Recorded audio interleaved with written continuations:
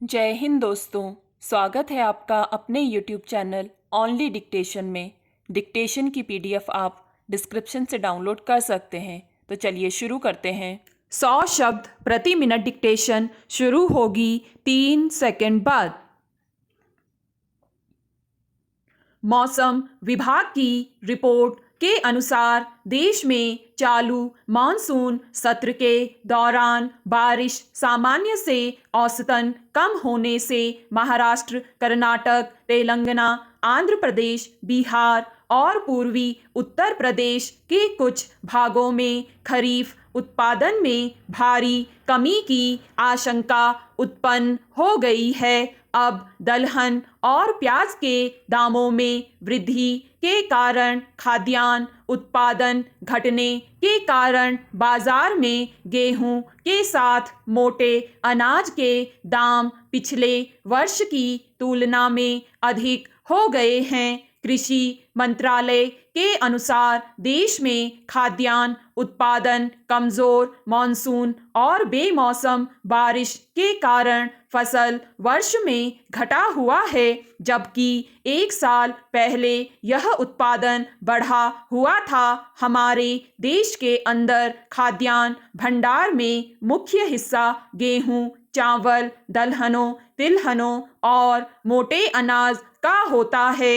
इनका उत्पादन घट रहा है। यही कहानी धान की रही है। ऐसा लगता है कि अब मानसून ही देश के वित्त मंत्री की भूमिका निभा रहा है। अच्छी बारिश होती है तो देश में सब कुछ ठीक रहता है और मौद्रिक नीति भी कारगर साबित होती है। बारिश नहीं होती तो महंगाई, विकास दर जैसी समस्या खड़ी हो जाती है। भारतीय कृषि राष्ट्रीय आय में 18% योगदान करती है। कृषि उत्पादन में गिरावट विकास दर को मुख्य रूप से प्रभावित करती है। कृषि क्षेत्र की घटी हुई विकास दर न केवल खेती पर निर्भर है, यह विकास दर 14 करोड़ से अधिक परिवारों को प्रभावित करती है, बल्कि आम आदमी भी महंगाई से परेशान होता है। इसलिए अब कृषि से संबंधित जुड़ी समस्याओं के समाधान पर ध्यान देना जरूरी हो गया है। 4 चीजों पर तत्काल ध्यान देना होगा। 1. कृषि उत्पादकता बढ़ाने पर विचार किया जाए। 2. फसल बीमा आम किसान तक पहुँचे, इसका इंतजाम किया जाए। 3. संस्थागत ऋण किसानों के दरवाजे तक पहुँचे। और 4. कृषि क्षेत्र में सौर ऊर्जा के इस्तेमाल का लक्ष्य बनाया जाना चाहिए। सबको मिलकर कोशिश यही करनी होगी कि कृषि की मानसून पर निर्भरता लगातार कम हो। पर्यावरण बदलाव के बढ़ते खतरे को देखते हुए भी यह जरूरी है हमेशा जोखिम कम करनी होगी ताकि विकास दर में कृषि क्षेत्र का योगदान बढ़ सके।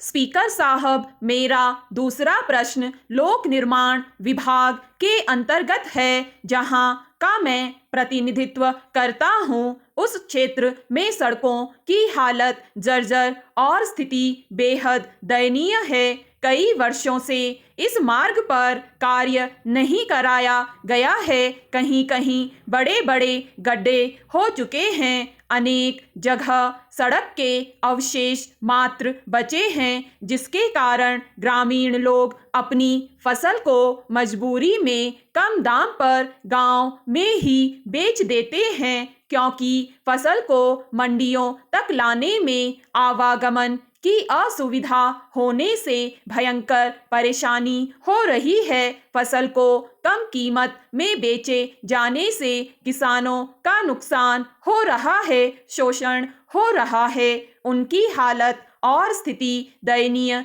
होती जा रही है। माननीय सांसद महोदय की ओर से विभाग का ध्यान इस ओर आकर्षित कराया गया था किंतु विभाग ने इस समस्या को गंभीरता से नहीं लिया गया है। मैंने सुना है कि विभाग की लापरवाही के कारण जनता में शासन के प्रति भारी असंतोष व्याप्त है, जो कभी भी जनाक्रोश और आंदोलन का रूप धारण कर सकता है। आपसे निवेदन है कि इस समस्या को दूर करने का कष्ट करें।